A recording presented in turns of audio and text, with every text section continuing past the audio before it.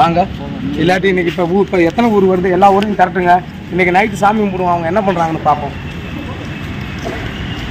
போய் பண்ணுவோம் என்ன பண்ணுறான்னு பார்ப்போம். எல்லாம் கோயிலில் கும்பிட்றதுக்கு அதுக்கு மேலே போலீஸும் என்ன பண்ணுறாங்க அதை வச்சு முடிச்சுக்கணும். இருந்த கோயிலில் பண்ணி ஆண்டாள் கோயிலில் பண்ணி எல்லாம் முடிச்சு இங்கே ஜாதி மட்டும்தான் இங்கே நிர்வாகிட்டு இருக்காங்க. நம்ம அவங்க கம்யூனிட்டி தான் அவங்க பண்ணுவாங்க. இங்கே வந்து கேட்டு மீன்லாம் கிடைக்காது. நம்ம அங்கே போவோம், நம்மளை பார்க்க அங்கே வருவாங்க. சரியா? நம்மள தரத்துக்கு நம்ம கோயிலுக்கு போவோம், அங்கே வச்சு முடிவு பண்ணிக்கலாம்.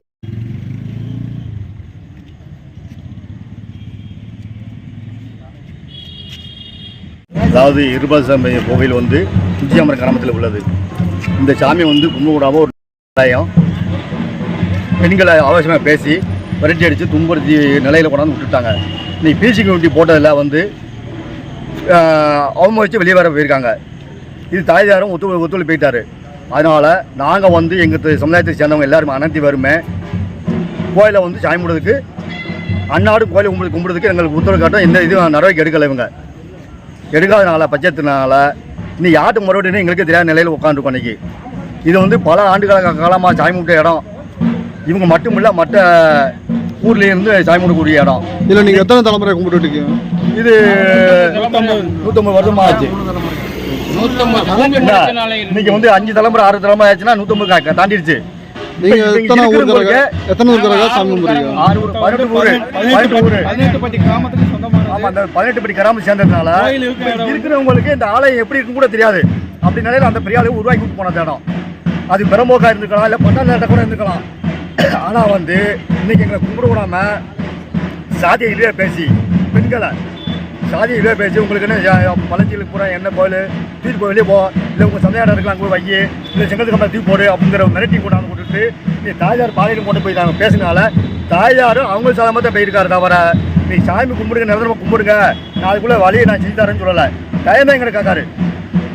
யாரும் எங்களை கேட்கல, டைம் தான் கேட்காரு. நாங்கள் உரமுறைக்கு போனோம், அங்கே போனோம், இங்கே போனோம், நாங்கள் அவங்ககிட்ட கலக்கணும்னு சொல்கிறாங்க. அவருக்கும் சாதமாக தான் இப்போ தாயாருக்கு ஈடுபாடு கொண்டு இருக்காரு. அதனால் எங்களுக்கு ஒரு சரியான ஒரு முடிவு வரல.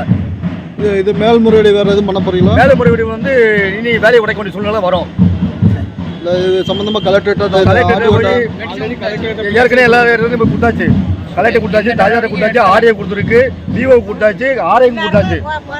இந்த கிராமத்து பேர் சொல்ல முடியுமா? முகவூர், சுந்தகாசோகம், சோலைசேரி, புதூர், திருச்சி, கோயம்புத்தூர், ஆண்டிவட்டி, சங்கரங்கோயில், ஒப்பனையாபகம், இதில் இருந்து இந்த கிராமத்தில் இருந்து சுற்றி இருக்காங்க. இப்போ உள்ள கூட்டத்தின்படி என்ன பேசியிருக்காங்க அப்படின்னா, இன்னைக்கு தேதிக்கு வந்து அடுத்த வாரம் இந்த வாரம் வெள்ளிக்கிழமை சாமி கும்பிடுறதுக்கு வந்து அவங்க வந்து நாங்கள் சாமி சாவி எடுத்து போலீஸ் ஸ்டேஷன்லேயே கொடுத்து நீங்கள் வாங்கிக்கோங்க, வாங்கி கும்பிடுவோங்க அப்படிங்கிற மாதிரி கொண்டு வந்திருக்காங்க. கொண்டு வந்ததுக்கப்புறம் அவங்க என்ன முடிவு எடுத்துருக்காங்க அப்படின்னா, நாங்கள் வந்து 20 நாளில் வந்து எல்லா கூட்டத்தில் இருக்க எங்கள் கமிட்டி மெம்பர்ஸ் எல்லாம் பேசிட்டு ஒரு முடிவு சொல்கிறோம் அப்படிங்கிற மாதிரி சொல்லி அவங்க வந்து புறக்கணிச்சுட்டு வெளியில் போயிட்டாங்க. இப்போ இதை வந்து நம்ம என்ன பண்ணோம்னா, அடுத்த மேல்முறையீடுக்கு வந்து பிசிஏ ஆக்டோ இல்லை அப்படின்னா ஆர்டிஓ எல்லாத்துலேயும் வந்து நம்ம மேல்முறையீடு பண்ணுற மாதிரி இருக்கும். உங்கள் பேருனா? விக்னேஷ்.